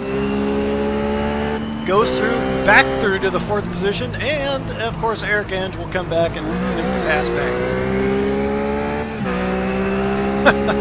So, exciting stuff there. And that was a hair-raising pass, and that's exactly what I was getting to when I was talking about understanding a guy and his vision. So Roberto obviously understands Eric Enge, knows exactly what's going on, that Roberto Lacroix is going to try to make the inside move there, stay out a little wide. Perhaps go side by side if you can, but in any event, get a little extra room to make sure both guys get clean. And let's just see how what happens when those positions are reversed here. Eric Enge can't quite make the move on the inside. Will look to get good speed coming off, get the traction down, but no, instead he's going to be coming into the pits. So that battle will be temporarily halted. Soon to be rejoined, no doubt, when Lacroix comes back out. Now, we saw actually just now Kenny Duvall exit the pit lane, completing his what has to be assumed 2nd stop.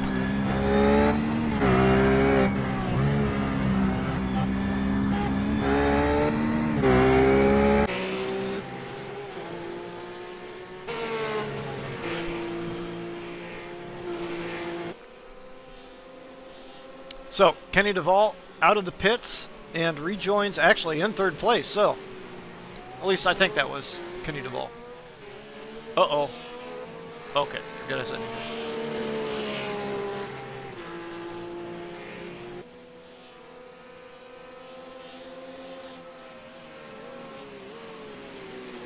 Oh, Adam Green, that's who I was looking for. Okay, so Adam Green coming into the pits from, I believe it was the 10th position.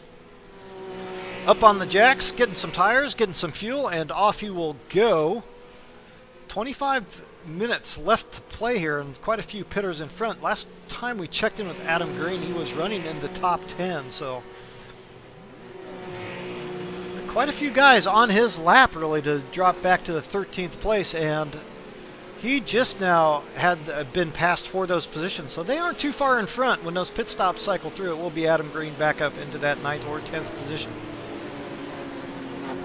So actually some fights on Adam Green's hand if those drivers in front stay out for a while. It looks like he will be on some fresh rubber and could make up some ground pretty quickly. If those guys do stop late, then they'll have to deal with it. So more pit stops cycling through now. Eric Enge looks like he's come in. Kenny Duvall, we saw him in. Chris Miller has yet to pit. Has not given up too much more ground to Wyatt Foster, so just about a second here from the last time I looked at that timing and scoring. Probably 3 laps ago.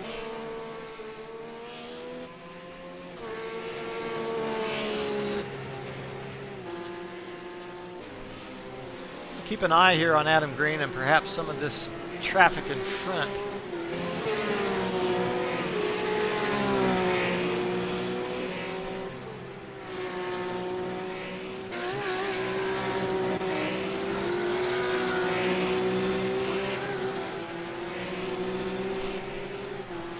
Going to be impossible to get that updated information until a few more stops cycle through.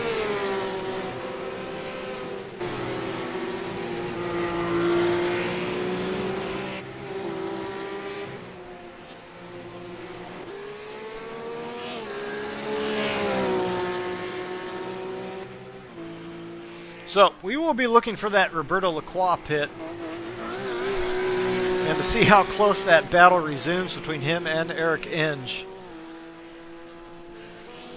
Chris Miller there running, well, he is running second, also be a virtual second when he does pit.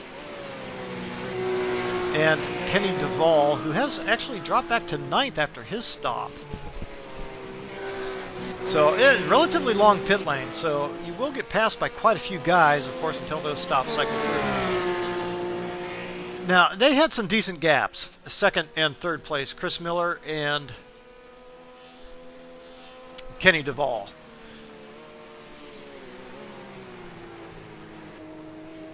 So a little bit of wiggle room should one of those guys make a mistake coming into the pits, but not so with Roberto Lacroix and Eric Enge. Very tooth and nail there. Really just even tenths of a second could make a big difference between those. So hopefully Roberto Lacroix is keeping an eye on those lap times and making sure they're still pretty good. Now, I believe that we saw Eric Enge take tires. Not sure if Roberto is going to do that as well, or if he's going to lose time one way or the other. We assume not. But with 22 minutes left to go, it looks like perhaps it will be only a fuel fill for Roberto Lacroix. Speculation, but... So if you're just joining us, this has been yours truly, Brad Mears, struggling to operate a singular broadcast here, control all the pictures and everything. Quick recap was Wyatt Gooden leading from the pole position, followed closely by Joshua Chin in the early running. However, both of those drivers did not see what happened, but they have taken a DNF in this event and are out of the race. So that turned the lead over to a hard-charging Wyatt Foster, starting a little further back in the pack. Showed great speed and pace to make his way up into the 3rd position before Gooden and Chin went out. Finds himself in the lead now. We have had battles galore out there on track, but I'd say another notable recap would be the amount of attrition. So it is a 1 1/2 hour race here, but nearly half of this field has, it's Roberto Lacroix now has come into the pits. So nearly half the field out of this event. 17 runners out there on track at this point. So started with a few less than normal and have had quite a few retirements since. And it has to be said, that really happened all within the span. Well, we had quite a few of them within a very short period of time there around the halfway mark. So things changed very quickly from that point. It's a little chaotic there. So it is now Roberto Lacroix coming out, and of course that was Michael Rohrig that you saw come in. Hey, I got a car livery correct. Look at that. And Roberto Lacroix has come out of the pits, and we're going to check in here shortly on if that battle with Eric Enge has been rejoined.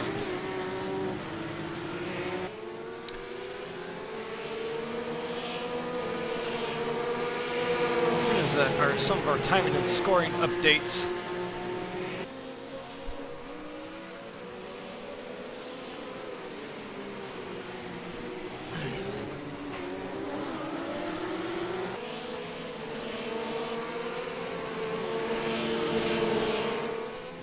Ah, there he is. So, looks like Eric Enge has dropped back a few seconds.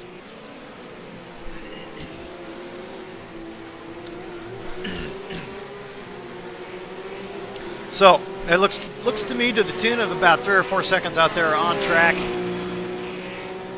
And so missing out a little bit on Roberto Lacroix. Something tells me here over the course of the next 18 minutes that they will find themselves back running together once again. Now, it looks like timing and scoring is showing, well, Michael Rohrig, we saw him come in, and now has rejoined the track in 8th place. A few more guys to cycle through here, which will change their positions. Wyatt Foster, Chris Miller to come in yet, as well as, it looks like, Barry Richard. And that is Kenny Duvall, I think. Yeah, indeed, Kenny Duvall running in that 9th position, but Kenny Duvall has made his 2nd stop. And, well, I'm showing Rohrig as he's made his 2nd stop as well, so I think this is a battle for position, but I'm not sure how that could be. Kenny Duvall really had quite a lead on the group that Michael Rohrig has come out of himself. Now, Michael has run a very nice race and has put in some very good laps, but I am very surprised that both those guys have both made 2 stops. Kenny Duvall would have slipped this far back. So unless Kenny Duvall has made some type of mistake out there, lost some time that I'm unaware of, really has given up quite a bit of ground. And I think, uh-oh. I'm looking at Corey Rowan now. It looks like Corey Rowan had made a mistake earlier. Had to come in for an unscheduled stop. But, okay, no. Just showing up, I think that he has made his last stop now. So he's actually moved up a bit. Well, 1 position at the moment. So perhaps can pick up another position or 2 as the stops cycle through. And you know what? If he does happen to get back into the top 10, that would not be such a bad result for having to take an extra stop. There's almost nobody still running on track who has made 3 stops. So that combined with a long pit lane, really to come back up to 10th position would be a decent result, all things considered, for Corey. Otherwise, a pretty lackluster event for Corey, who has run so strong this season.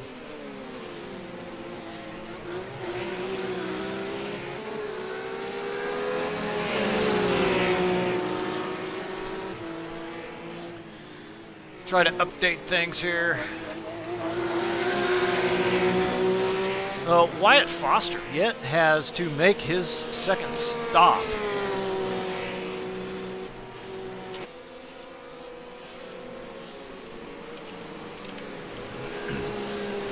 Has in fact looked like he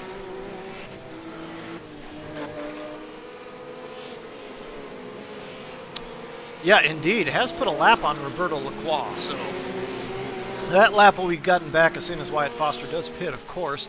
And it looks like Chris Miller is in. Or back out. In and out now, okay. Just popped up on my timing and scoring as in the pits, but now back out. So he is going to rejoin in the second position, actually, without having given up any other ground. So his closest driver on track would be Barry Richard. Barry Richard has yet to make his second stop, so he will drop back through the order. But Barry Richard should rejoin somewhere back out there, 8th or 9th, I believe. So still a great run continues for Barry Richard. And we better take a look back here because there are a few close gaps here. Stephen Warner, for instance, running very close behind now Eric Inge. And I believe both of those drivers have made stops as well. And that is Roberto Lacroix right in front.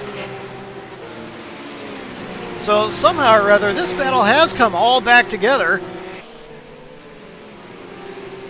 Now, this is interesting. I'm not sure how...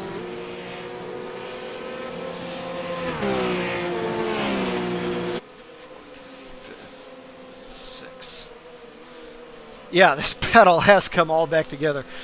So, pretty amazing. These guys going so hard. And the only person that we're missing from this group now is... Well, I guess that would have been... No, it wasn't Corey Rowan. Who was it that those guys were all fighting with? I think it was Corey. Corey was in front of him. Well, in any event, one heck of a third-place battle going on very late in this race. So... After an hour and a half, well, after an hour and 15 minutes, these guys still fighting tooth and nail here over these last positions, and important positions they are. Now, the guy who is in 4th place at this moment, well, shoot, it's not going to take hardly anything at all to happen up front. You suddenly find yourself on the podium. So it looks like Wyatt Foster now has come in for his pit stop and is just now back out. So Wyatt Foster in from first, out to first, 13 minutes to go. We'll check on that gap to Chris Miller, continuing to run seconds here as soon as that time and scoring updates. But let's make sure we don't miss. I think that was Kenny Duvall. Those guys were fighting with earlier. Yeah, Inge, Lacroix, and Warner. But Kenny Duvall definitely has come to some type of trouble out there. Kenny Duvall was running there into 3rd place before that pit stop rotation. So not sure what happened to him, but finds himself back in 8th. So a lot of positions lost, and at this stage of the race, positions that he will not be able to get back certainly easily. He's going to have some monumental luck really to come back up to that podium position. So tough break there, but not too many tough breaks going on here. These guys hold their positions right in their hands when they can see the drivers right in front of them that they want to get past. So that gap from Wyatt Foster to Chris Miller, actually it looks like it has come down quite a bit. That gap now only about 16 seconds. So I think Chris Miller maybe taking advantage of some fresh tires on that last stop or something. Perhaps ran that last stop without taking the rubber. Of course, these guys are going to take tires at some point, either on their first or second stop. And so that will fluctuate things a little bit as Eric Inge putting the pressure back on Roberto Lacroix. I just cannot believe one driver or another out of these guys cannot find a little extra speed and break away a bit, but it has not happened. So it's just amazing that they've managed to run the same times lap after lap. What a battle. These guys, I think, will be talking about this one for quite a while, as it's certainly worthy of it.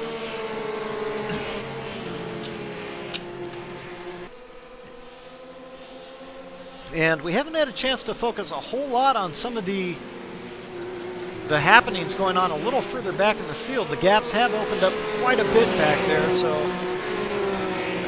what action there is on track, we don't want to miss too much of that, so apologize for that, but we will get you a field rundown here at the very least shortly.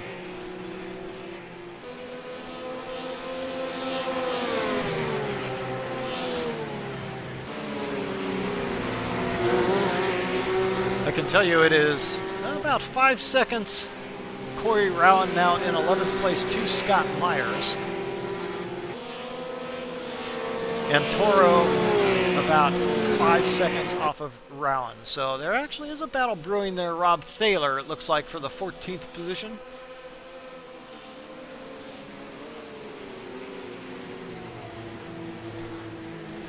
Let's take a quick look at that. Yeah, running just off of Adam Green's bumper. So with 10 minutes to go here, some of these battles have gotten back together. And I want to check in here quickly with Eric Estes. Eric Estes has completed his last lap stop, and it looks like everybody has completed their stops, and the battle here continues to be over 3rd place now. As I should have mentioned, that was a virtual 3rd place with Kenny Duvall coming to some bad end and now having to fight back there with Enge and Lacroix. So,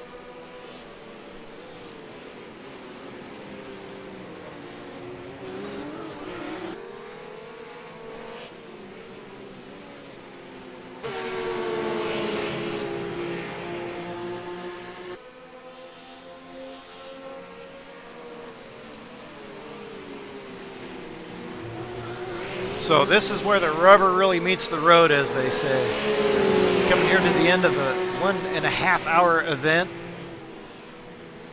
Been pushing like mad. Kind of on the limit in these types of battles the whole way. Eric Enge drops a wheel. And this is what it all comes down to. You've got about 3 laps left to go here after the grueling event in the dark. And you just need to find a little bit more. Just find that little last ounce of energy and drive to get you in front of the position in front, and hold on for, as Eric Enge now makes the move, looking on the inside, and no. Quickly thought better of it, immediately backed off. He knew his line through there was just no good at all, so didn't want to give up a lot of ground. And very smart play, it has to be said, with Stefan Warner right behind him. I think he knew that should he tried to keep that accelerator floored, he would have to make big correction coming off and allowed Stefan Warner a big run. So smart drive there by Eric Enge. He will reset and give Lacroix another go.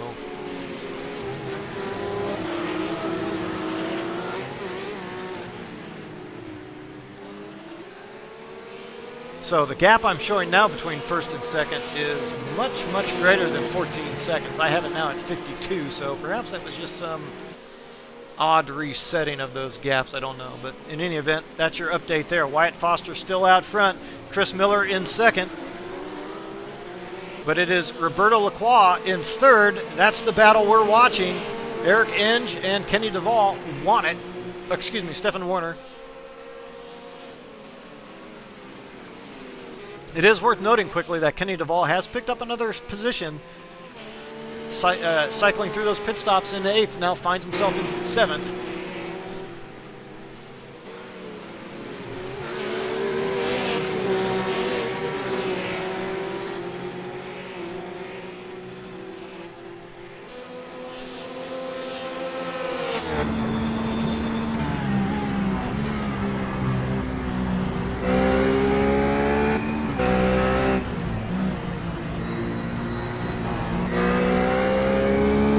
Very narrow exit through there.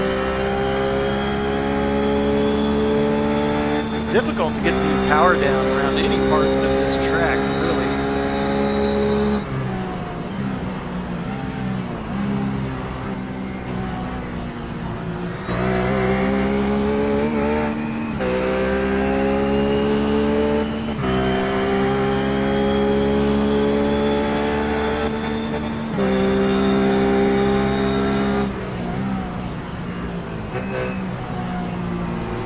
Nice line through there. Don't know if he's going to get enough throttle coming off to make the move.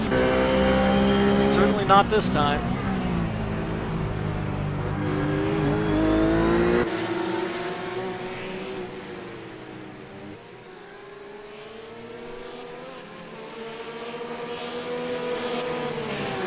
So a great battle continues there. So looks like it is now 7 drivers on this lead lap. So quickly they have fallen off a little bit. The leader, rather, Wyatt Foster, obviously setting a torrid pace, and that gap is about 54 seconds to Chris Miller. Boy, Eric Inch just trying everything he can do, doing the little outside in move, trying to get Lacroix to think about this a little bit. Which way am I going to go?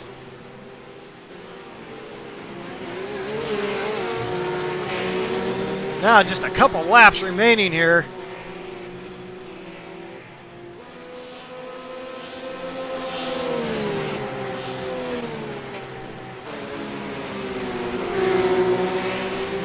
Get your runners out there on track as I have them. It is Stephen Warner out in front with Wyatt Foster, of course, leading the way. Chris Miller takes that second position. And another 4 minutes will earn it. We are pretty well versed in this battle at this point. Looks like Inge will have to wait at least one more corner. Stephen Warner, he's really hoping those guys do a little bit more side by side so he can get up there. Oh, I got to stay on this for just a second. No, just not going to have the pace coming through turn 1 then. It is Michael Rohrig who, yeah, he was one in that fight earlier. Yeah.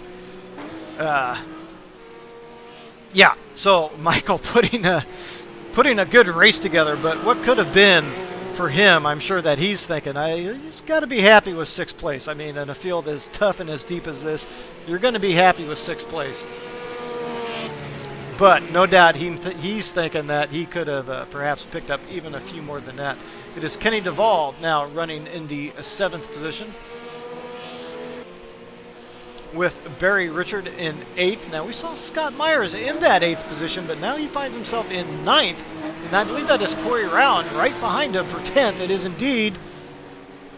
And so this is a very late battle for position as well. And when we saw Scott Myers last, he was running in the 8th position. So a couple positions, one given up, another possibly in jeopardy here for Scott Myers late. But nonetheless, a great run for him. Now, we do want to try to get a sense of who is all running where. David Toro now in the 11th position, running on his own.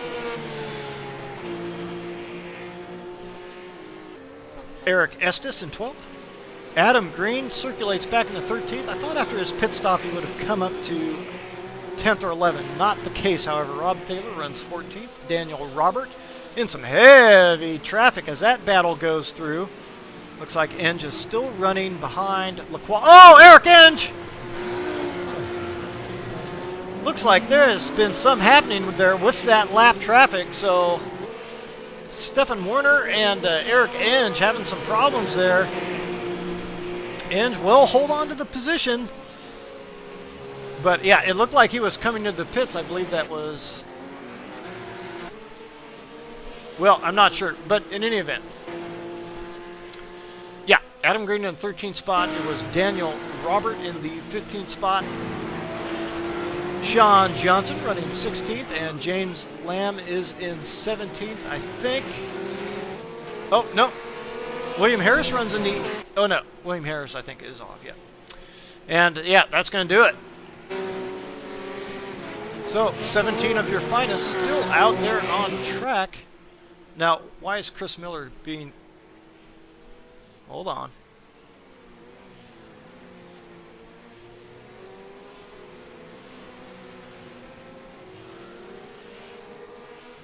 Chris Miller showing in the pits, and I think Chris Miller has come up short on fuel. I don't know if he has enough of a gap.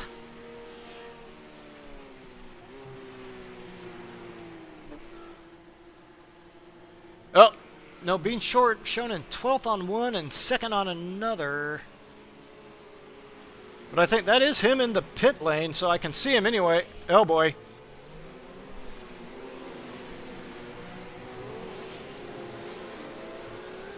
Yeah, so I think that was a late dash for fuel. Boy, last lap here it looks like. Oh, that might have been for damage. He does seem, yeah, he does come out in 14th. Wow.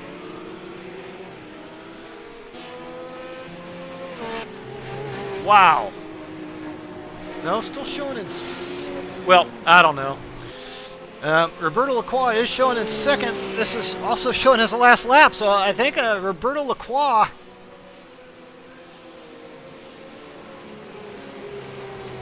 is he still at speed, or do they have another lap to run? I don't know.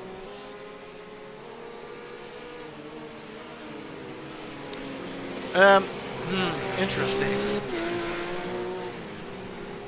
Okay, not sure what happened there with Chris Miller toward the end of that event. I don't think that was the end of the race. I'm just kind of flummoxed, but in any event, he was in the pits and then came back out, so I have to assume that he came up short on fuel. And if I'm not mistaken, that did indeed cost him second position. I think Roberto Lacroix has taken over that position.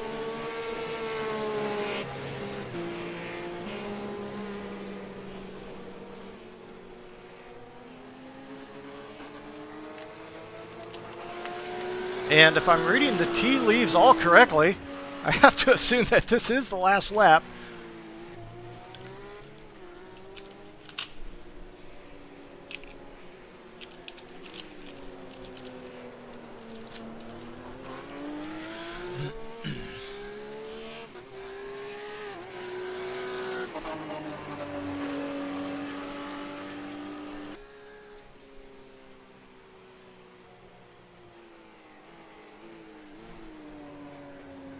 Wow. So Chris Miller not being shown on track, I think that is going to do it for Chris Miller. Unbelievable. Okay, so that has moved Roberto Lacroix into the second position and Eric Enge into the third position. What a coup for those guys. Massive points now online. And has Wyatt Foster crossed the line? I'm not sure.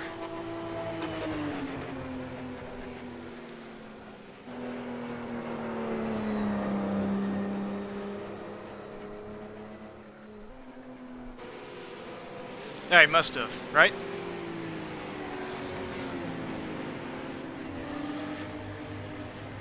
Yeah, indeed. So, one heck of a race. One heck of a race. Unbelievable. That is Wyatt Foster taking the win in relatively dramatic fashion. Roberto Lacroix, as a result of that, the snafu, Chris Miller snafu, will go ahead and take that second position. And that was Eric Enge rounding out the podium. So, unbelievable. Now, that order did get a little messed up for yours truly, along with a few other things here tonight. But that was short notice to run the broadcast kind of on our own here. So, don't hesitate to stop by that NorthAmericanGP.com to run through the forums and all those championship standings. That'll get you right up to speed on exactly what is going on out there. This has been one hell of an event, and it's going to be one heck of a recap coming up next week as well. It should be said, because a lot of news and notes coming out of this one, not least of which is really Wyatt Gooden going out early, and perhaps running into a few little points difficulties. Nothing set in stone yet, but I think that there's going to be quite a bit of light at the end of the tunnel for some of these guys. And boy, some of the racing efforts put out here tonight were really amazing. So Roberto Lacroix really struggling early, not finding a rhythm, but not one that had tremendous pace. Along Eric Enge, he kind of slipped back. He yo-yoed a little bit through the field there, especially early. But ended up having fantastic results, even with all that very close driving. Another interesting note for me coming out of this one was Corey Rowan also coming to having some trouble out there. Looks like he did come up to 10th in the end, so a top 10 finish for Corey, but also giving up some points from that from second in the overall championship. So also some nervous times perhaps for Corey. So I would like to thank you very much for struggling along with me tonight.